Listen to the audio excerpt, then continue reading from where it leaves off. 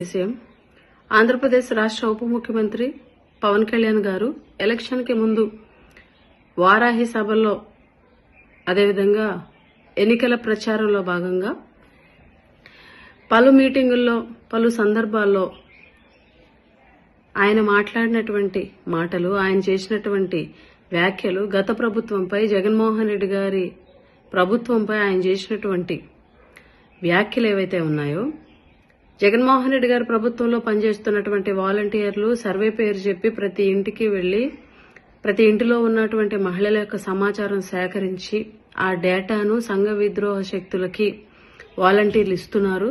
అందుకే ఈ రాష్ట్రంలో 30,000 మంది మహిళలు అక్రమ రవాణాకి సంబంధించి అక్రమ రవాణా జరిగింది అని చెప్పేసి ఎన్నో ఆరోపణలు చేసి గత ప్రభుత్వంపై ఘాటు విమర్శలు చేసినటువంటి పవన్ కళ్యాణ్ గారు ఈరోజు మీ ప్రభుత్వంలో, మీ కూటమి ప్రభుత్వంలో అసెంబ్లీ సాక్షిగా సభ్యులు అడిగినటువంటి ప్రశ్నకి హోంశాఖ ఇచ్చినటువంటి సమాధానం, గత ప్రభుత్వంలో గత 5 సంవత్సరాల్లో 2019 నుంచి 2024 వరకు కేవలం 46 మంది మహిళలు మాత్రమే బాధితులని, ఉమెన్ ట్రాఫికింగ్ జరిగిందని, కేవలం 34 కేసులు మాత్రమే నమోదయ్యాయని చెప్పేసి హోంశాఖ సమాధానం ఇవ్వడం బట్టి మీరు చేసినటువంటి వ్యాఖ్యలు, జగన్మోహన్ రెడ్డి గారి ప్రభుత్వంపై మీరు చేసినటువంటి ఆరోపణలు పచ్చి అబద్దాలని తేలినాయి.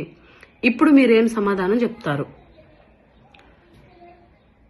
మీ స్థాయిలో ఉన్నటువంటి వ్యక్తులు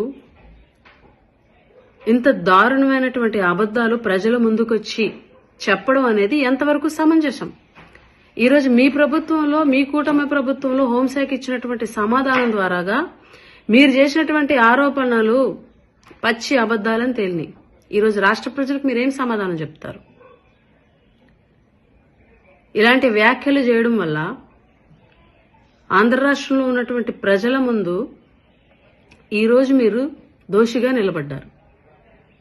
మీరు చేసినటువంటి వ్యాఖ్యలు పచ్చి అబద్దం అని తేలింది. ఇప్పటికైనా ఆంధ్ర రాష్ట్రంలో ఉన్నటువంటి ప్రజలు వాస్తవాలు తెలుసుకోవాలని చెప్పేసి విజ్ఞప్తి చేస్తున్నాం. కూటమి పెద్దలు చేసినవన్నీ, కూటమి పెద్దలు జగన్మోహన్ రెడ్డి గారి ప్రభుత్వంపై చేసినటువంటి ఆరోపణలన్నీ పచ్చి అబద్దాలు. ఇప్పటికే ప్రతి ఒక్కటి కూడా ఏదో ఒక సందర్భంలో వాళ్ళు చేసినటువంటి ఆరోపణలు అబద్దాలని తేలుతున్నాయి. ఇంకా చాలా ఆరోపణలు చేశారు, అవన్నీ కూడా అబద్దాలని తేలే రోజు వస్తుంది. ఈ కూటమి ప్రభుత్వంలో ఉన్నటువంటి పెద్దలకి బుద్ధి చెప్పే రోజు కూడా రాబోయే రోజుల్లో జరుగుతుందని కూడా ఈ సందర్భంగా తెలియజేస్తూ సెలవు తీసుకుంటున్నాం.